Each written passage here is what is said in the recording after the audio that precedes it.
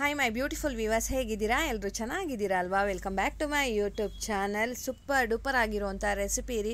ಏನ್ರಿ ಇದು, ಏನೋ ಪುಡಿ ತೋರಿಸ್ತಾ ಇದ್ದೀರಾ? ಹೌದು, ಪುಟ್ಟ ಪಾಪುಯಿಂದ ಹಿಡಿದು ಏಜ್ ಆಗಿರೋ ತನಕ ಕೂಡ ತುಂಬ ಅಂದರೆ ತುಂಬಾ ಆರೋಗ್ಯ ದೃಷ್ಟಿಯಿಂದ ಅಂತ ಹೇಳಿದ್ರೆ ತುಂಬಾ ಹೆಲ್ತ್ ಬೆನಿಫಿಟ್ಸ್ ಇರೋ ಅಂಥ ಈ ಒಂದು ಸೂಪರ್ ಆಗಿರೋವಂಥ ರೆಸಿಪಿ ತೊಗೊಂಡು ಬಂದಿದ್ದೀನಿ.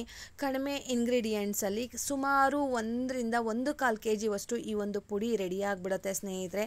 ನೀವೆಲ್ಲರೂ ಕೇಳೇ ಇರ್ತೀರ, ಇನ್ಸ್ಟೆಂಟಾಗಿ ಮಾಡೋ ಅಂಥ ಬಾದಾಮ್ ಪೌಡರ್ ರೆಸಿಪಿಯನ್ನು ನೀವು ಎಂದು ಕೇಳಿರಲ್ಲ ಅಂತ ಅಂದ್ಕೊಳ್ತೀನಿ. ಬಟ್ ಮನೆಯಲ್ಲಿ ಈಸಿಯಾಗಿ ಅದಕ್ಕಿಂತ ಒಂದು ಕೈ ರುಚಿ ಜಾಸ್ತಿ ಅಂತ ಹೇಳ್ಬೋದು ಈ ಪೌಡರಿಂದ. ಇದನ್ನು ನೀವು ಸುಮಾರು ತಿಂಗಳುಗಟ್ಟಲೆ ನೀವು ಇದನ್ನು ಸ್ಟೋರ್ ಮಾಡ್ಬೋದು. ತುಂಬ ಅಂದರೆ ತುಂಬ ಚೆನ್ನಾಗಿರುತ್ತೆ. ಅದೇ ರೀತಿಯಾಗಿ ಮನೆಯಲ್ಲಿ ಮಕ್ಕಳು 2 ಟೈಮ್ ಅಲ್ಲ 3 ಟೈಮ್ ಬೇಕಾದರೂ ಹಾಲು ಮಾಡಿಕೊಡಿ ಅಂತ ಹೇಳ್ತಾರೆ. ಯಾಕಂದರೆ ಅಷ್ಟು ರುಚಿಯಾಗಿರುತ್ತೆ ಈ ಒಂದು ಬಾದಾಮಿ ಹಾಲು ಸ್ನೇಹಿತರೆ. ಮನೆಯಲ್ಲೇ ಮಾಡಿರೋದ್ರಿಂದ ಆ ಒಂದು ಫ್ಲೇವರ್ ಇದೆಯಲ್ವಾ, ಅದು ತುಂಬ ಅಂದರೆ ತುಂಬ ಚೆನ್ನಾಗಿ ಬರುತ್ತೆ, ನ್ಯಾಚುರಲ್ ಆಗಿರುತ್ತೆ. ಬನ್ನಿ ಈ ಒಂದು ಸೂಪರ್ ಆಗಿರೋ ಅಂಥ ಬಾದಾಮಿ ಹಾಲಿನ ಪುಡಿಯನ್ನು ಹೇಗೆ ಮಾಡೋದು, ಬಾದಾಮ್ ಪೌಡರನ್ನು ಹೇಗೆ ಮಾಡೋದು ಅಂತ ನೋಡ್ಕೊಂಡು ಬರೋಣ. ಮಿಸ್ ಮಾಡದೆ ನೀವು ಕೂಡ ಮನೆಯಲ್ಲಿ ಈ ಒಂದು ರೆಸಿಪಿಯನ್ನು ಮಾಡಿ ಸ್ನೇಹಿತರೆ. ನೀವು ಎಷ್ಟು ಬೇಕಾದರೂ ಮಾಡಿ ಸ್ಟೋರ್ ಮಾಡ್ಬೋದು. ಇದೇನು ಫ್ಲೇವರ್ ಹೋಗುತ್ತೆ ಆ ಥರ ಏನೂ ಇರೋದಿಲ್ಲ. ಬನ್ನಿ ನೋಡೋಣ. ನಾನಿಲ್ಲೊಂದು ದಪ್ಪ ತಳ ಇರೋವಂಥ ಬಾಣಲಿ ತೊಗೊಂಡಿದ್ದೀನಿ. ನೀವು ಪ್ಯಾನು ಯಾವ್ದು ಬೇಕಾದ್ರೂ ತೊಗೊಳ್ಬೋದು. ಆದಷ್ಟು ಇದನ್ನು ಲೋ ಫ್ಲೇಮ್ನಲ್ಲಿನೇ ಮಾಡಿ ಸ್ನೇಹಿತರೆ. ನಾನಿಲ್ಲಿ 1.5 ಕಪ್ಪಷ್ಟು ನಾನು ಬಾದಾಮಿಯನ್ನು ತೊಗೊಂಡಿದ್ದೀನಿ. ಡ್ರೈ ಫ್ರೂಟ್ಸ್ ಅಂತ ಹೇಳಿದ್ರೆ ಎಲ್ಲ ಒಣಗಿರುತ್ತೆ, ಬಟ್ ಅದರಲ್ಲಿ ಇನ್ನು ಸ್ವಲ್ಪ ಗರಿ ಗರಿಯಾಗಿ ಆಗಲಿ ಅಂತ ಹೇಳಿಬಿಟ್ಟು ಇದನ್ನು ಫ್ರೈ ಮಾಡ್ಕೋತಾ ಇರೋದು. ಇದಕ್ಕೆ ಎಣ್ಣೆ ತುಪ್ಪ ಏನೂ ಹಾಕೋದು ಬೇಡ, ಡ್ರೈ ಆಗಿಯೇ ಫ್ರೈ ಮಾಡ್ಕೊಳ್ಳೋಣ. ಆದಷ್ಟು ಇದನ್ನು ಲೋ ಫ್ಲೇಮ್ನಲ್ಲಿನೇ ಮಾಡಬೇಕು ಸ್ನೇಹಿತರೆ, ಮೀಡಿಯಮ್ ಫ್ಲೇಮು ಕೂಡ ಬೇಡ. ನಮಗಿದು ಹೇಗೆ ಗೊತ್ತಾಗುತ್ತೆ ಫ್ರೈ ಆಗಿರೋದು ಅಂದರೆ ಮೇಲೆ ಸ್ವಲ್ಪ ಕಪ್ ಥರ ಆಗುತ್ತೆ, ಆವಾಗ ನಮಗಿದು ಆಗಿದೆ ಅಂತ ಗೊತ್ತಾಗಿದೆ. ಸೊ ಇದೇ ಟೈಮ್ನಲ್ಲಿ ಅರ್ಧ ಕಪ್ಪಷ್ಟು, ನೀವು ಯಾವುದಾದ್ರೂ ತೊಗೊಳ್ಳಿ ಮೆಷರ್ಮೆಂಟ್ ಕಪ್ಪನ್ನು, ಅರ್ಧ ಕಪ್ಪಷ್ಟು ಗೋಡಂಬಿ ಹಾಕೋತಾ ಇದ್ದೀನಿ.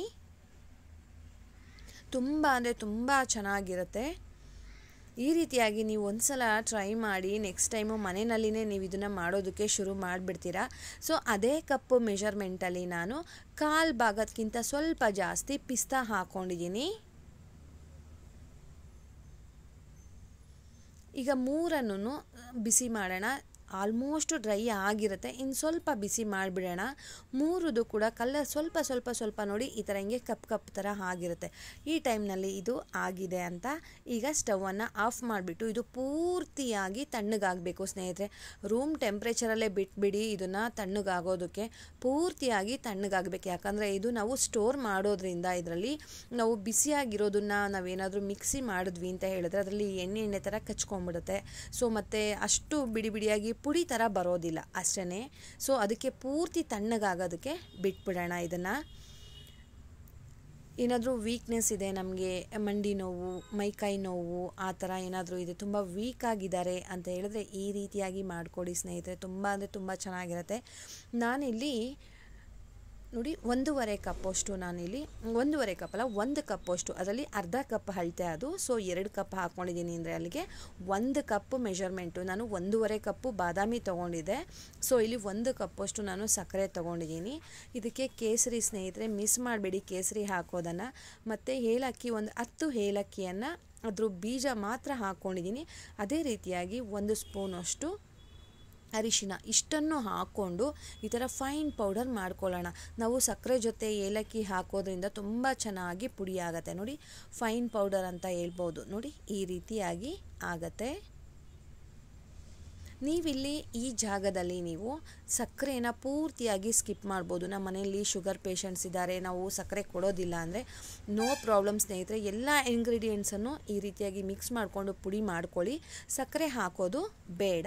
ನೀವು ಹಾಲನ್ನು ಮಿಕ್ಸ್ ಮಾಡುವಾಗ ಬೆಲ್ಲ ಹಾಕಿ ಬೇಕಾದರೂ ಮಾಡ್ಬೋದು, ಇಲ್ಲ ಅಂತ ಹೇಳಿದ್ರೆ ಅದೇ ರೀತಿಯಾಗಿಯೇ ಮಾಮೂಲಾಗಿಯೇ ಬೆಲ್ಲನೂ ಹಾಕದಲ್ಲೇ ಇರೋ ಥರ ಹಾಲಿಗೆ ಹಾಕಿ ಕೊಡ್ಬೋದು. ನಾನಿಲ್ಲಿ ಬಾದಾಮಿ ಅವೆಲ್ಲ ಹುರಿದಿಟ್ಕೊಂಡಿದ್ದಲ್ವ ಅದನ್ನೆಲ್ಲ ಫೈನ್ ಪೌಡರ್ ಮಾಡ್ಕೊಂಡಿದ್ದೀನಿ.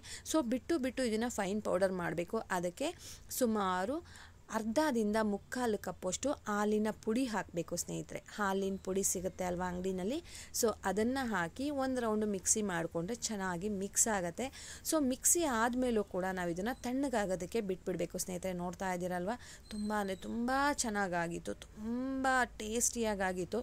ನಮ್ಮ ಮನೆಯಲ್ಲಿ ಮಕ್ಕಳು ಹಾಲೇ ಕುಡಿತಾ ಇರಲಿಲ್ಲ, ಕಾಫಿ ಬೇಕು ಅಂತ ಹೇಳೋರು. ಬಟ್ ಈ ರೆಸಿಪಿ ಮಾಡಿ ಕೊಡೋದ್ರಿಂದ ಮಕ್ಕಳು 2 ಟೈಮಲ್ಲ 3 ಟೈಮ್ ಬೇಕಾದರೂ ಕೊಟ್ಟರು ಹಾಲನ್ನು ಕುಡಿತಾರೆ ಸ್ನೇಹಿತರೆ. ಅಷ್ಟು ಇಷ್ಟಪಟ್ಟು ಕುಡಿತಾ ಇದ್ದಾರೆ. ತುಂಬ ಅಂದರೆ ತುಂಬ ಚೆನ್ನಾಗಿತ್ತು. ನಾವು ಇನ್ಸ್ಟೆಂಟಾಗಿ ತಂದು ಮಾಡೋ ಪುಡಿಗಿಂತ ಮನೆಯಲ್ಲೇ ಮಾಡಿ ಕೊಡೋದ್ರಿಂದ ಒಂದು ತುಂಬ ಅಂದರೆ ತುಂಬ ಟೇಸ್ಟು ಕೂಡ ಹೌದು, ಅಷ್ಟೇ ಚೆನ್ನಾಗಿರುತ್ತೆ. ಅದೇ ರೀತಿಯಾಗಿ ಈ ಒಂದು ಪುಡಿಯನ್ನು ರೆಡಿ ಮಾಡ್ಕೊಂಡ್ಬಿಟ್ವಿ. ಸೊ ಇದನ್ನು ಹೇಗೆ ಮಾಡೋದು, ಬಾದಾಮಿ ಹಾಲನ್ನು ಹೇಗೆ ಮಾಡೋದು ಅನ್ನೋ ರೆಸಿಪಿಯನ್ನು ಕೂಡ ಇದರಲ್ಲೇ ಶೇರ್ ಮಾಡ್ತಾ ಇದ್ದೀನಿ ಸ್ನೇಹಿತರೆ. ಅದನ್ನು ಕೂಡ ನೋಡೋಣ. ಆದಷ್ಟು ಗ್ಲಾಸ್ ಕಂಟೈನರ್ನಲ್ಲಿನೇ ಹಾಕಿ ಸ್ಟೋರ್ ಮಾಡೋಣ. ಬನ್ನಿ ಹೇಗೆ ಮಾಡೋದು ಅಂತ ನೋಡ್ಕೊಂಡು ಬರೋಣ. ನಾನಿಲ್ಲಿ ಒಂದು ಪಾತ್ರೆಗೆ ಸುಮಾರು 3 ಗ್ಲಾಸಷ್ಟು ಹಾಲನ್ನು ಹಾಕ್ತಾ ಇದ್ದೀನಿ. ಸೊ ನಾನಿಲ್ಲಿ 3 ಜನಕ್ಕೆ ಮಾಡ್ತಾ ಇರೋದ್ರಿಂದ 3 ಗ್ಲಾಸಷ್ಟು ಹಾಲನ್ನು ಹಾಕ್ತಾ ಇದ್ದೀನಿ. ನಾನು ನೀರೇನು ಹಾಕೋದಿಲ್ಲ. ಯೂಶ್ವಲಿ ನನ್ನ ಮನೇಲಿ ಮಾಡಬೇಕಾದ್ರೆ ನಾನು ನೀರನ್ನು ಹಾಕೋದಿಲ್ಲ ಹಾಲಿಗೆ, ಪ್ಯಾಕೆಟ್ ಹಾಲು ಇರೋದ್ರಿಂದ. ನೀವು ಬೇಕಂದರೆ ನೀವು ನೀರನ್ನು ಆ್ಯಡ್ ಮಾಡ್ಕೊಳ್ಬೋದು ಸ್ನೇಹಿತರೆ. ಹಾಲು ಚೆನ್ನಾಗಿ ಕಾಯಲಿ, ಅಂದರೆ ಬಿಸಿ ಆಗಬೇಕು. ಅದರಲ್ಲಿ ಕೆನೆ ಎಲ್ಲ ಸಪ್ರೇಟ್ ಮಾಡೋದು ಬೇಡ. ಸೊ ಕೆನೆ ಸಮೇತ ಚೆನ್ನಾಗಿ ಕುದಿಬೇಕು ಹಾಲು. ನಾವು ಬಾದಾಮಿ ಹಾಲಿಗೆ ಅಂತಲ್ಲ, ನಾವು ಏನೇ ಮಾಡಬೇಕಾದ್ರೂ ಅಷ್ಟೇ ಹಾಲು ಕುದ್ದಷ್ಟು ಕಾಫಿ ಆಗಲಿ, ಟೀ ಆಗಲಿ ಅಥವಾ ಬಾದಾಮಿ ಹಾಲಾಗಲಿ ರುಚಿಯಾಗಿ ಇರುತ್ತೆ. ನೋಡಿ ಈಗ ಕುದೀತಾ ಇದೆ. ಈ ಟೈಮ್ನಲ್ಲಿ ನಾನು ಇದಕ್ಕೆ ಸುಮಾರು 2.5 3 ಸ್ಪೂನಷ್ಟು ಬಾದಾಮಿ ಪುಡಿಯನ್ನು ಹಾಕ್ತಾ ಇದ್ದೀನಿ. ಇದನ್ನು ಒಂದು ರೌಂಡ್ ಈ ಥರ ಹಿಂಗೆ ಮಿಕ್ಸ್ ಮಾಡ್ಕೊಳ್ಳೋಣ. ನೋಡಿ, ನಿಮಗೇನಾದರೂ ಹಂಗೂ ಸ್ವಲ್ಪ ಸ್ವೀಟ್ ಕಡಿಮೆ ಅಂತ ಅನಿಸಿದೆ ಅಂತ ಹೇಳಿದ್ರೆ ನೀವು ಇದಕ್ಕೆ ಇನ್ನು ಸ್ವಲ್ಪ ಸಕ್ಕರೆ ತಿನ್ನೋ ಅಂಥವ್ರು ಸಕ್ಕರೆ ಹಾಕ್ಕೊಳ್ಬೋದು, ಬೆಲ್ಲ ಬೇಕು ಅಂತ ಅನ್ನೋರು ಬೆಲ್ಲ ಕೂಡ ಹಾಕ್ಕೊಳ್ಬೋದು.